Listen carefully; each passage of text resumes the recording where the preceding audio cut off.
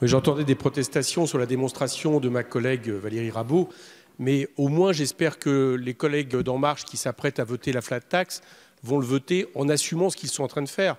Vous êtes en train de faire des cadeaux mirifiques aux revenus du capital, mirifiques, historiques. On n'a jamais fait, j'allais dire, diminuer d'autant la taxation du capital et des plus hauts détenteurs de capitaux. Tout ça, et nous explique Monsieur le maire qui n'est pas là, mais je me fais son porte-parole, il nous a expliqué pour essayer d'attirer les capitaux. Mais je crois avoir expliqué ce matin dans la défense de notre motion de rejet que tout ça était une espèce de course à l'échalote absolument délétère où chaque pays essaye à chaque fois d'abaisser les taxations des capitaux pour essayer de les attirer. Sauf qu'au bout d'un moment, ce qu'on fait, c'est qu'on appauvrit l'État et on appauvrit le collectif parce que cet argent-là, il va falloir aller le chercher ailleurs. Donc effectivement, nous allons nous retrouver avec des contribuables au niveau de le revenu du capital qui seront moins imposés que des salariés et notamment des gens touchant des sommes somme toute très modestes, ça c'est le premier problème. En plus de ça, avec cet amendement, on vous éviterait un vrai problème. C'est que vous pouvez toujours là-dessus ne pas répondre, mais vous ne répondez pas à la question de l'effet d'aubaine que cela va procurer et au fait qu'en réalité, ça va coûter bien plus de 1,5 milliard. Beaucoup de gens, de contribuables, transférant leurs revenus, soit salariés, soit leurs revenus en termes d'honoraires, sur les dividendes, puisqu'ils seront moins imposés. Donc c'est quelque chose qui va rendre totalement insincère le budget que vous êtes en train de voter et j'espère que le Conseil constitutionnel, cette fois-ci je ne me trompe pas, déclarera que cette flat tax est anti-inconstitutionnelle pour insincérité du budget. Donc il vaut mieux l'éviter et voter nos amendements. Merci. C'est que vous avez, ceux qui sont hostiles à la flat tax, vous avez une conception fixiste. Parce que vous vous interrogez jamais, mais d'où vient le patrimoine? Il ne tombe pas du ciel, le patrimoine. Il est le fruit d'un épargne. Et cette épargne, elle a supporté des taux marginaux de 45 plus les 15,5 et bientôt les 17,2. Donc ça veut dire qu'on est à plus de 60% de prélèvement.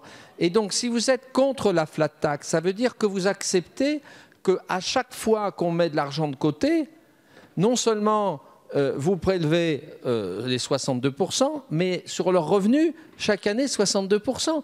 Mais on arrive à un système complètement absurde.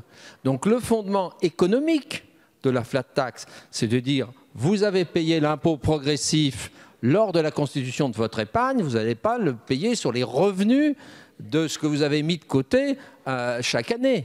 Donc c'est tout à fait logique. Et d'ailleurs, mes chers collègues, ouvrez les fenêtres. Qu'est-ce qui se passe à l'étranger? Cette analyse, que je rappelle pour la énième fois, il est partagé dans beaucoup d'États. C'est ça le fondement de la flat tax. Alors après, on peut discuter sur le niveau de la flat tax. Est-ce qu'il faut mettre 30, 35 pour que le taux marginal soit supérieur au moins à la première tranche? On peut discuter de tout ça, mais pas sur le principe de la flat tax. Je viens d'avoir une discussion en aparté avec notre collègue Valérie Rabault, Monsieur le Président, et je voulais juste en partager le contenu.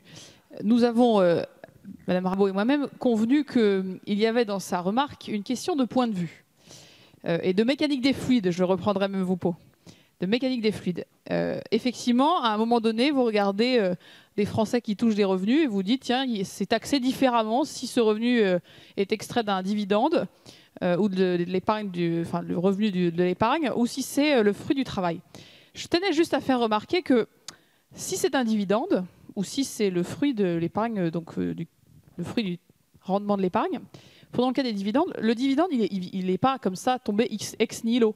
Il est le fruit du profit, puisqu'on peut utiliser ce mot, Monsieur Coquerel, du profit que une entreprise génère. Et ce profit, il est lui-même le fruit du travail des salariés et du capital employé dans l'entreprise. Or, ce dividende, il a été préalablement, avant d'être distribué, taxé à l'impôt sur les sociétés. Et donc, si vous faites la somme, d'un côté, vous avez le revenu du travail qui est donc versé, et de l'autre côté, vous avez un dividende qui est l'aboutissement du travail et du capital, et qui est taxé à l'impôt sur les sociétés avant d'être ensuite reversé au ménage qui paiera donc une imposition sur ce revenu. Et que donc si on reprend ce point de vue, la démonstration de Mme Rabault est à la fois juste, mais pas tout à fait juste, puisqu'elle oublie que derrière un dividende, il y a déjà un certain nombre de taxations qui s'accumulent et qu'on ne peut pas donc tout à fait conclure le raisonnement en son sens. Madame Rabault, Monsieur Coquerel, vous avez la parole. Oui, deux réponses. D'abord, je dirais à Monsieur de Courson, vous m'avez fait la même démonstration ce matin, il faut arrêter de baragouiner. Hein. Vous savez pourquoi non, c'est un terme gentil, ce n'est pas un terme méchant. Pourquoi la France, pendant très longtemps, justement, a amorti la question des inégalités dont, effectivement, le quotidien Le Monde montrait hier, et aujourd'hui également Libération, parce que ce sont plusieurs économistes, qu'elles explosent dans le monde. Pourquoi? Parce que pour deux raisons. D'abord, il y avait effectivement une hauteur de cotisation sociale, de part socialisée de la richesse qui permettait de la redistribuer et qui l'évitait. Et la deuxième raison, c'est que justement des phénomènes comme la flat tax, que vous nous définissez aujourd'hui comme finalement presque un droit naturel, quelque chose qu'il faudrait tomber, eh bien, n'avait pas lieu. C'est-à-dire qu'on taxait un peu plus le capital que nos voisins. Et le problème, c'est que quand vous ne le faites pas, en réalité, tout ça ne va pas dans l'investissement productif, comme on essaie de le faire croire, il va dans l'accumulation des profits et justement accroît les inégalités. Par rapport à ce que disait Madame de Montchalin, mais c'est quand même extraordinaire, Madame de Montchalin, l'impôt sur les sociétés n'est pas un impôt sur les profits seulement, c'est un impôt sur un opérateur public qui s'appelle une société, dans lequel il y a tout, il y a de la matière première, il y a des machines, il y a beaucoup de travail sur lesquels les profits ne seraient pas investis, etc.